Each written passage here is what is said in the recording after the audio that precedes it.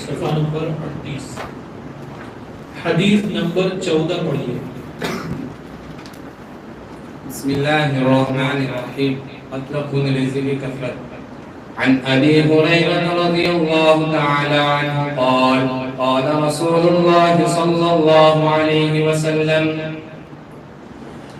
لا تقوم والذي نفسي بيده لا تذهب الدنيا حتى يأتي على الناس يوم لا يدري القاتل فيما قتل ولا المقتول فيما قتل فقيل كيف يكون ذلك قال القاتل والمقتول في النار. رواه مسلم رحمه الله تعالى.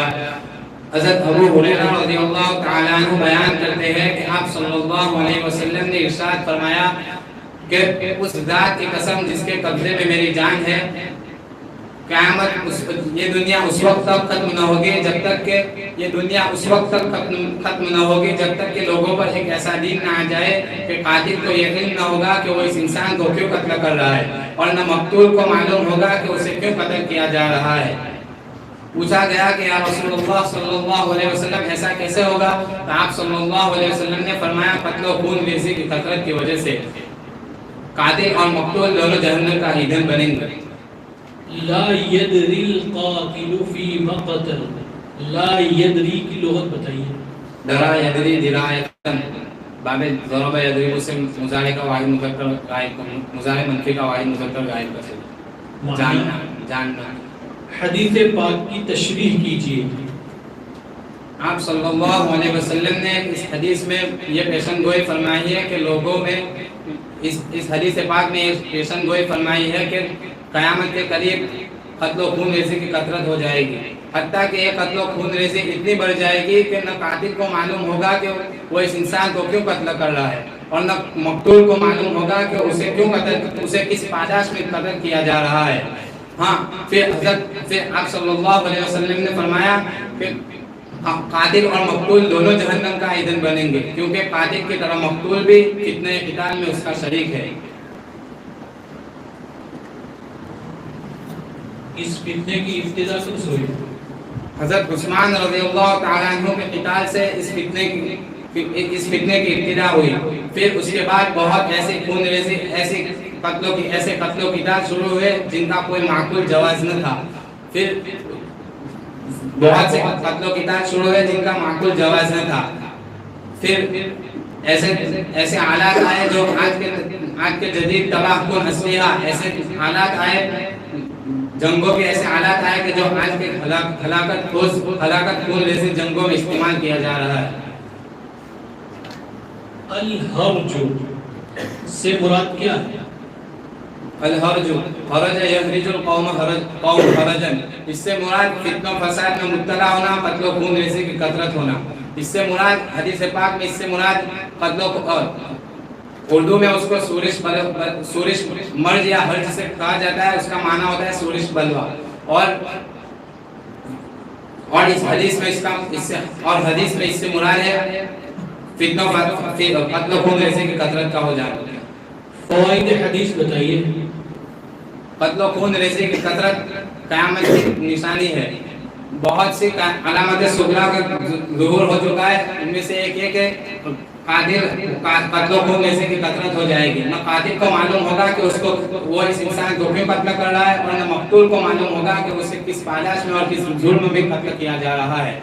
اور دونوں جہنم کا ایندھن بنیں گے، کیونکہ قاتل کی طرح مقتول بھی فتنہ قتال میں اس کا شریک ہے. حدیث نمبر 32 سنائیے.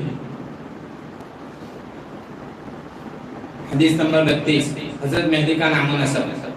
عن عبد الله رضی اللہ تعالی عنہ قال قال رسول اللہ.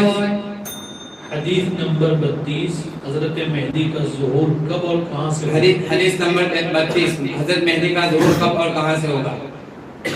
عن ثوبان رضی اللہ تعالی عنہ قال قال رسول اللہ صلی اللہ علیہ وسلم يقتتل عند كنزكم ثلاثة كلهم ابن خليفة ثم لا يصير إلى واحد منهم ثم تطلع الرايات السود من قبل المشرق فيقتلونكم قتلا لم يقتله قوم ثم ذكر شيئا لا أحفظه فيقول فقال فإذا رأيتموه فبايعوه ولو حبوا على الثلج فإنه خليفة الله المهدي.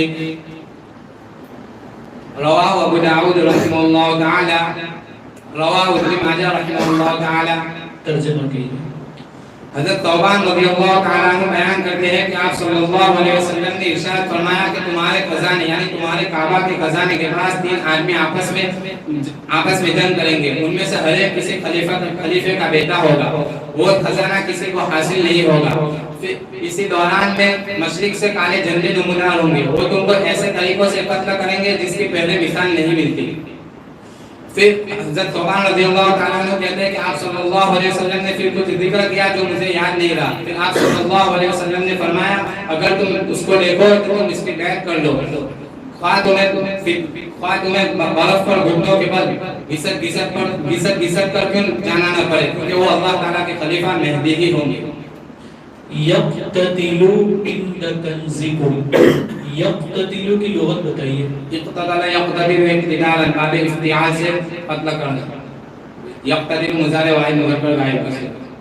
حضرت مہدی کے لشکر کے جھنڈے سیاہ کیوں ہوں گے؟ حضرت مہدی کے لشکر کے جھنڈے سیاہ ہونے میں حکمت یہ ہے کہ اس رنگ میں رعب و وقار پایا جاتا ہے، اور آپ صلی اللہ علیہ وسلم کا جھنڈا بھی جنگ میں سیاہ ہوتا تھا اور اس کا نام عقاب رکھا جاتا ہے. فوائد حدیث بتائیے.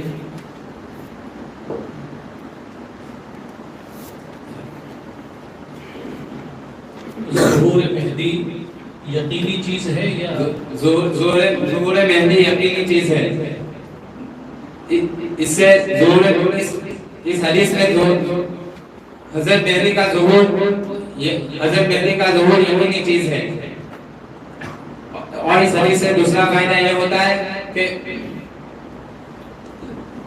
اس سے ایک فرقے کی تعین ہوتی ہے، وہ جس حضرت مہدی کا منتظر، وہ جس حضرت مہدی کے منتظر ہے.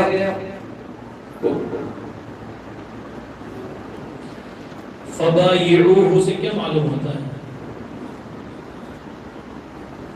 فبایعوہ وہ چاہے تمہیں گھٹنوں کے بعد گھسٹ کر کیوں جانا نہ پڑے، تم اس کی بیعت کر لو، کیونکہ وہ اللہ تعالیٰ کے خلیفہ مہدی ہی ہوں گے. اس سے کون سے مہدی مراد ہیں؟ روافض اور شیعہ جس کا انتظار کر رہے ہیں وہ؟ روافض اور شیعہ جس مہدی کا انتظار کر رہے ہیں وہ اس سے مراد نہیں ہے. اس سے اہل سنت اور جماعت جس مہدی کا انتظار کر رہے ہیں وہ اس حدیث سے وہ مراد ہے. اور کیا سمجھ میں آتا ہے اس حدیث سے؟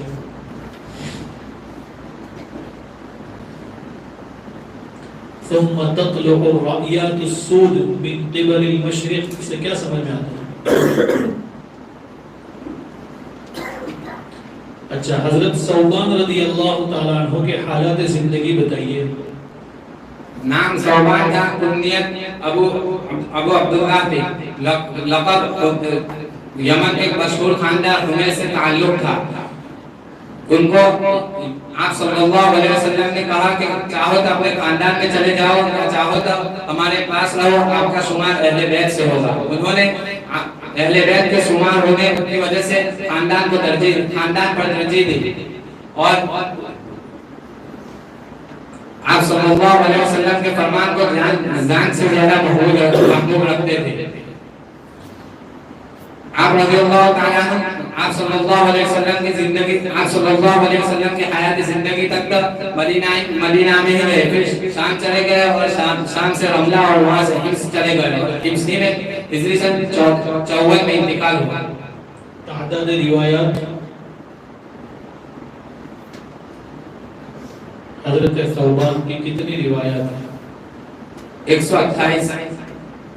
ایک کم 127. اچھا.